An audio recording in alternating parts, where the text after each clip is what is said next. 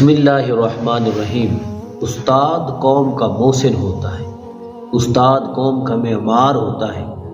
استاد کی وجہ سے باشعور تعلیم یافتہ معاشرہ وجود میں آتا ہے۔ والدین انسان کی جسمانی نشو و نما کا سامان فراہم کرتے ہیں، جبکہ استاد جو ہے وہ ہمارے روحانی تربیت کا سامان جو ہے وہ فراہم کرتا ہے۔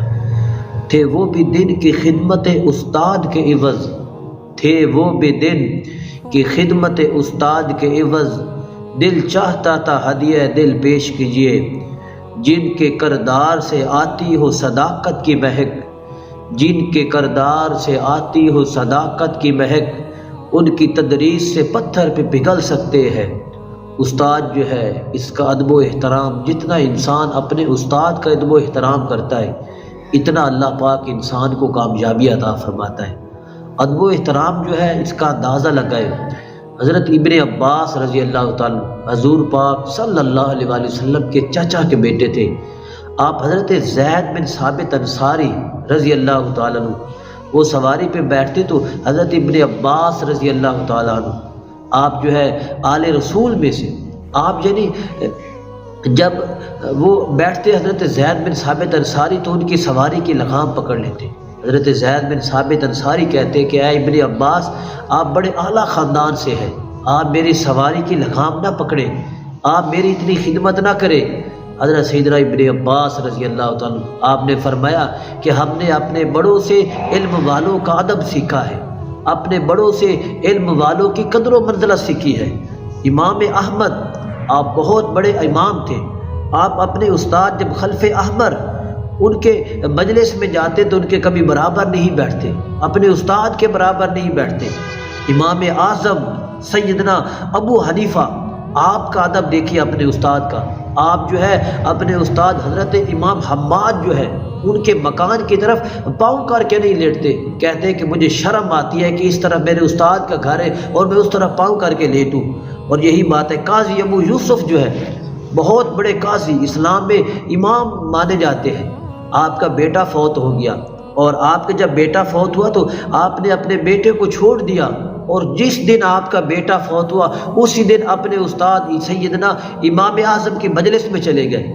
امام سیدنا اعظم ابو حنیفہ علیہ رحمہ نے کہا ابو یوسف آج تمہارا بیٹا فوت ہو اس کے لیے جاؤ، کہا کہ حضور وہ تو بعد میں ہو جائے گا لیکن آپ کی مجلس جو ہے وہ میں قضا نہیں کرنا چاہتا۔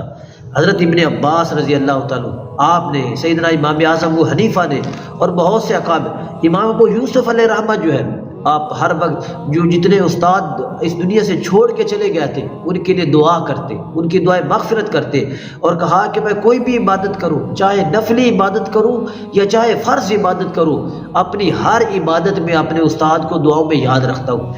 ہارون الرشید بادشاہ تھا، اس کے پاس جب کوئی اہل علم آتا ہارون الرشید بادشاہ اپنی مسند سے کھڑا ہو جاتا۔ کسی نے کہا کہ بادشاہ یہ تیری توہین ہے کہ تو ہر ایک کے لیے کھڑا ہو جاتا، تو بادشاہ ہے، لوگ تیری عزت کرے تو کیوں عزت کرتا ہے؟ ہارون الرشید بادشاہ نے کہا اگر علم والوں کی عزت کرنے سے میری عزت جاتی ہے تو جانے دے، میں اپنی عزت کو نہیں دیکھوں گا لیکن علم والوں کی عزت، ان کے احترام اور ان کے مرتبے کی وجہ سے ان کی تعظیم کروں گا۔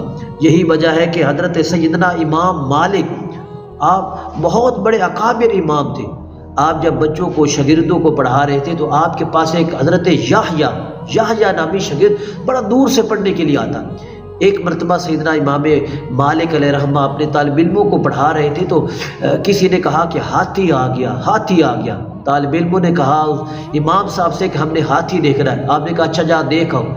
یحییٰ جو تھا وہ وہیں پہ بیٹھا رہا۔ امام سیدنا مالک علیہ رحمہ نے کہا یحییٰ کیا تو نے ہاتھی کو نہیں دیکھنا؟ حضرت یحییٰ جو تھے شاگرد انہوں نے کہا کہ امام صاحب استاد محترم میں یہاں پہ ہاتھی کو دیکھنے نہیں آیا، یہاں پہ علم حاصل کرنا آیا ہوں۔ کہا میں اپنا وقت بچانا چاہتا ہوں، مجھے ہاتھی کو دیکھنے کی ضرورت نہیں، جو میرا نظارہ اپنے استاد کو میں دیکھ رہا ہوں اس سے بڑھ کے مجھے کسی اور نظارے کی ضرورت نہیں ہے۔ حضرت امام حسین جو تھے وہ اپنے صاحبزادوں کو نصیحت کرتے کہ بیٹا جب اہل علم کے پاس بیٹھو، اپنے استادوں کے پاس بیٹھو، جب بڑوں کے پاس بیٹھو تو بولو کم اور ان کی گفتگو زیادہ سنو، کس لیے کہ بولو گے تو خطا کرو گے اور ان کی گفتگو سنو گے تو تمہیں کچھ نہ کچھ زندگی کا سبق ملے گا۔